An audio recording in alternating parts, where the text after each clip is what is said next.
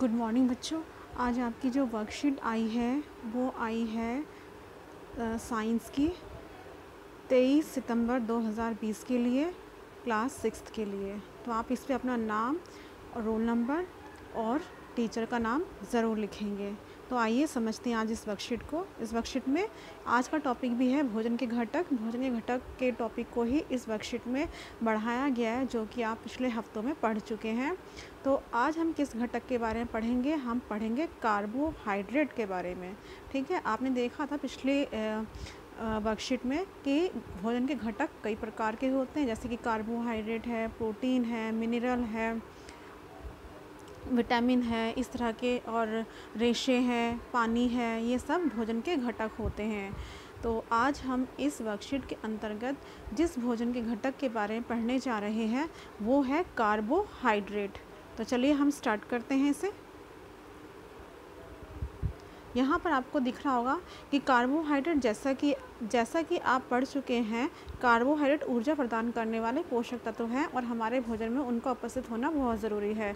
ये आप पिछली कक्षाओं में पढ़ चुके हैं कि कार्बोहाइड्रेट हमें ऊर्जा देता है। हम खेल कूदते हैं, अपना काम करते हैं, पूरे दिन भर जो हम कार्य करते हैं वो सब क्यों करते हैं? क्योंकि हमारे बॉडी में ऊर्जा होती है। और ये ऊर्जा कहाँ से आती है बच्चों? ये ऊर्जा आती है हमें कार्बोहाइड्रेट से। ठीक है, और कार्बोहाइड्रेट किस किस से पाया जाता है आगे हम इसमें जानेंगे। जानने से पहले चलो ये वाला चार्ट देख लेते हैं। ये देखिए, यहाँ पर आपको दिख रहा होगा कार्बोहाइड्रेट कई प्रकार के होते हैं, जैसे मंड और शर्करा हमारे भोजन में पाए जाने वाले कुछ मुख्य कार्बोहाइड्रेट हैं। ठीक है, अब यहाँ पर इन्होंने क्या बताया है? कार्बोहाइड्रेट के प्रकार। कार्बोहाइड्रेट मंड और शर्करा, ये दो प्रकार हैं जो हमारे भोजन में पाए जाते हैं।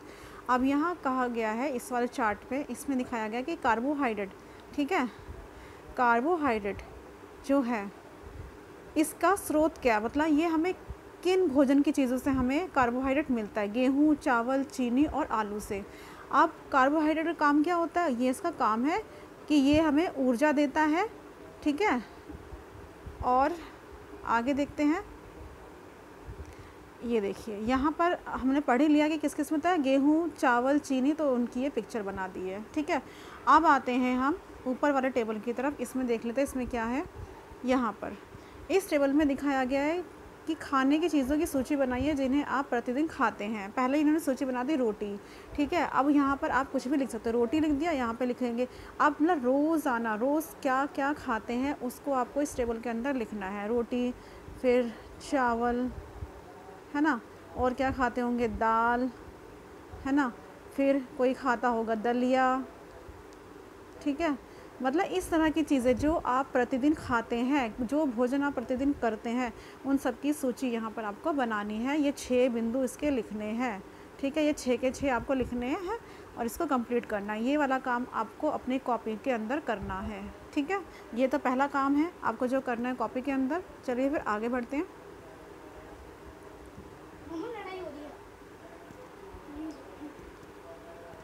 उसके बाद आगे जो है, यहाँ पर आप लोगों को दिखाया गया है ये वाला। अंदाज़ लगाइए कौन से खाद्य पदार्थ कार्बोहाइड्रेट पोषक के स्रोत हैं। मतलब कि कार्बोहाइड्रेट हमें कहाँ से, किन किन चीज़ों से मिलता है। ये वाला क्वेश्चन आपको अपनी कॉपी के अंदर करना है। इस टेबल के बाद ये टेबल बनाएंगे। ठीक है, फिर उसके बाद ये चीज़ करनी है। ये पहला काम है आपका, ये दूसरा काम है। तो ये इसके लिए क्या है? ये रहा इसका उत्तर। इसका उत्तर कहाँ है? ये सारे स्रोत इसके यहाँ पर आपको लिखने हैं। ये इसका उत्तर बन जाएगा। ठीक है, अब आगे चलते हैं। आगे चलते हैं। यहाँ पर कहा है कि बच्चों, क्या आप पता लगा सकते हैं कि आपके भोजन में मंड उपस्थित है या नहीं? तो यहाँ पर हमें पता लगाना है। कैसे लगाते हैं? तो यहाँ पर है कि आइए अपने भोजन मंड की उपस्थिति के परीक्षण की विधि को जानें। खाद्य पदार्थ या कच्ची सामग्री में 2-3 बूंद तनु आयोडीन विलयन के डालिए और देखिए कि क्या खाद्य पदार्थ के रंग में कोई परिवर्तन हुआ। यानी कि किसी भी चीज़ में जो हमें टेस्ट करना है कि उसमें आयोडीन है या नहीं है, मंड है या नहीं है, मंड है या नहीं है, ये पता लगाने के लिए हमें उसमें 2-3 बूंद आयोडीन की डालनी है। और अगर उसका रंग नीला या कालापन, है ना, ये है नीला नीला या कालेपन में हो जाता है, काला नीलेपन में हो जाता है, तो इसका मतलब उसमें जो है मंड मौजूद है। ठीक है, ये हो गया टेस्ट आपका। आगे चलते हैं।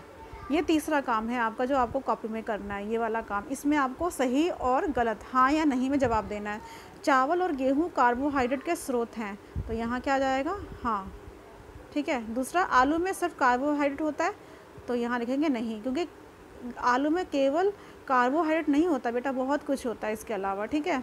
तीसरा है आपका, खिलाड़ी को खेलने के लिए सिर्फ मक्खन खाना चाहिए, तो यहाँ आ जाएगा आपका नहीं। उसके बाद, मंड परीक्षण में आयोडीन की आवश्यकता होती है, तो यहाँ लिख देंगे हाँ। ठीक है, ये आपका हो गया हाँ या ना के। चावल और गेहूँ कार्बोहाइड्रेट के अच्छे स्रोत हैं, तो यहाँ पे आप लिख देंगे हाँ। आलू में सिर्फ कार्बोहाइड्रेट होता है, तो नहीं।